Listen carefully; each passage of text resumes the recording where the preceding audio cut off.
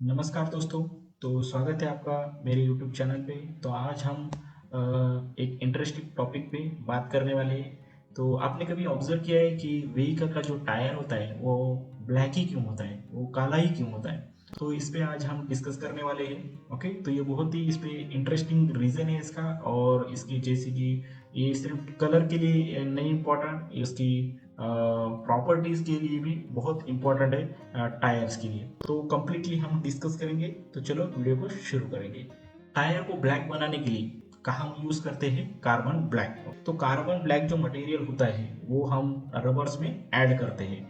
तो उससे जो होता है रबर जो हमें काले कलर में मिलता है। लेकिन इसका सिर्फ जो है ये कार्बन ब्लैक जो हम यूज कर रहे हैं ये सिर्फ कलर लाने के लिए नहीं है। तो इसका और भी रीजन है, जैसे कि इसकी स्ट्रेंथ बढ़ाना, इसकी जो फिजिकल प्रॉपर्टीज है, इसकी फिजिकल प्रॉपर्टी और थर्मल प्रॉपर्टी जो है ये इंप्रूव करता है कार्बन ब्लैक। ओके, तो हम नेक्स्ट स्लाइड में वो डिस्कस करेंगे। लेकिन अभी समझते हैं कि हम जो है कार्बन ब्लैक इसमें ऐड करते हैं ताकि हमें ये जो है ये ब्लैक कलर में हमें दिखता है। हमारे पास दो रबर होते हैं, एक तो होता है नेचुरल रबर, दूसरा होता है सिंथेटिक रबर। जो कि नेचुरल रबर जो होता है वो नेचुरली अवेलेबल रिसोर्स से जो है वो बनाया जाता है। और सिंथेटिक रबर जो होता है वो केमिकल प्रोसेस से मैनमेड प्रोसेस से मतलब मैनमेड होता है। ओके, केमिकल प्रोसेस से जो है वो रबर हमें मिलता है।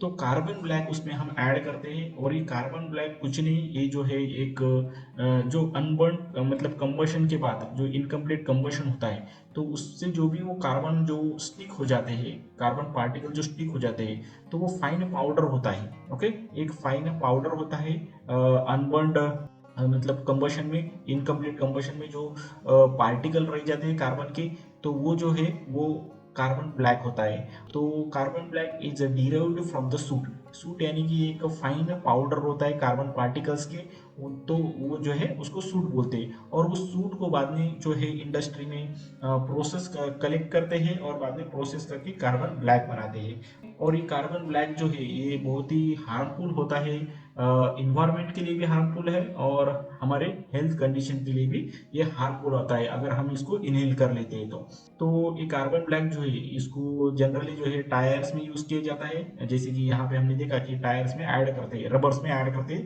तो ये टायर्स के लिए भी यूज करते हैं, इंक के लिए यूज करते हैं। ओके, या कोटिंग के लिए कार्बन ब्लैक भी यूज करते हैं।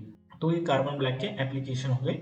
तो अब हम मेन पॉइंट पे आते हैं कि कार्बन ब्लैक हम ऐड क्यों करते हैं। So why we are adding the carbon black into the rubber. सो इसके जो है बहुत सारे एडवांटेज है, बेनिफिट्स है। जैसे कि जो कार्बन ब्लैक है वो ड्यूरेबिलिटी और स्ट्रेंथ को बढ़ा देता है।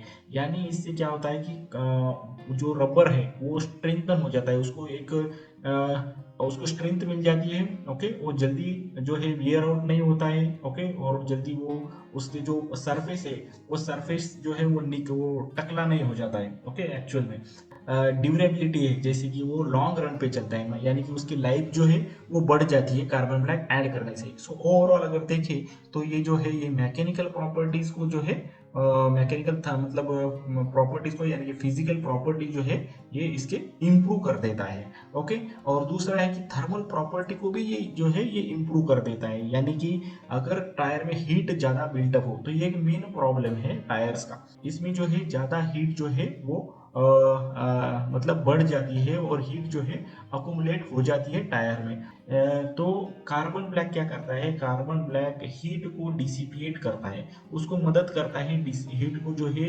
इवनली डिस्ट्रीब्यूट करने का, यानी कि चारों तरफ हीट को फैला देता है, ना कि एक ही जगह पे हीट अकुमुलेट हो। ओके, तो एक ही जगह पे हीट अगर होगा, कुछ लोकलाइज एरिया में अगर हीट अगर जनरेट होगा तो टायर के खराब होने के चांसेस ज्यादा है। तो इसलिए जो कार्बन ब्लैक है, इसका कार्बन ब्लैक जो है वो हीट डिसिपिएट कर देता है थ्रू आउट द टायर। तो इससे वजह से क्या होता है कि टायर की जो है वो स्ट्रक्चरल इंटीग्रिटी वो बनी रहती है और परफॉर्मेंस भी अच्छा मिलता है ड्राइविंग कंडीशन में। तो अगर हम कार्बन ब्लैक नहीं यूज किए तो क्या होगा, नहीं यूज किए तो हम टायर बना सकते हैं, कोई दिक्कत नहीं, एज इट इज टायर बनेगा। ओके, लेकिन कार्बन ब्लैक यूज करने की वजह से जो है उसकी लाइफ बढ़ जाती है, इसलिए हम टायर जो है कार्बन मतलब रबर में कार्बन ब्लैक डालते हैं। तो without carbon black tyre would be not durable और नॉट इफेक्टिव, यानी कि वो अगर कार्बन ब्लैक नहीं यूज किए तो वो ज्यादा देर नहीं चलेगा, जल्दी वेयर आउट हो जाएगा और उसकी स्ट्रेंथ भी नहीं रहेगी और ज्यादा हीट उसमें जनरेट होगी अगर हमने कार्बन ब्लैक नहीं यूज किया तो। अभी आते हैं कि how carbon black help for dissipation of heat in the tyres.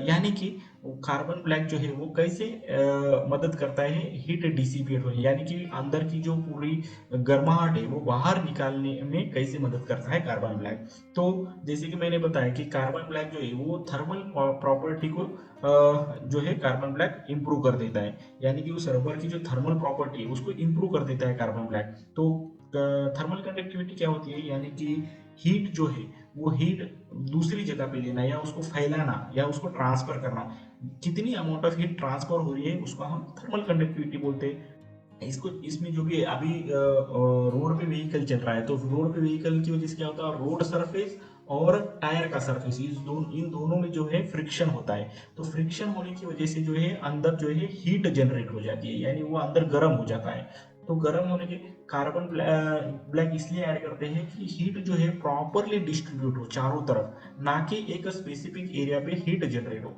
Specific area पे अगर हीट जनरेट होगी तो टायर के फेलियर के या वो फेलियर के चांसेस ज़्यादा होते हैं एक्चुअली। तो ये क्या करता है, ये कार्बन ब्लैक हीट को डिस्ट्रीब्यूट कर देता है और डिसिपेट कर देता है, हीट को डिस्ट्रीब्यूट कर देता है और डिसिपेट कर देता है। तो ये कार्बन ब्लैक का मेन फंक्शन है।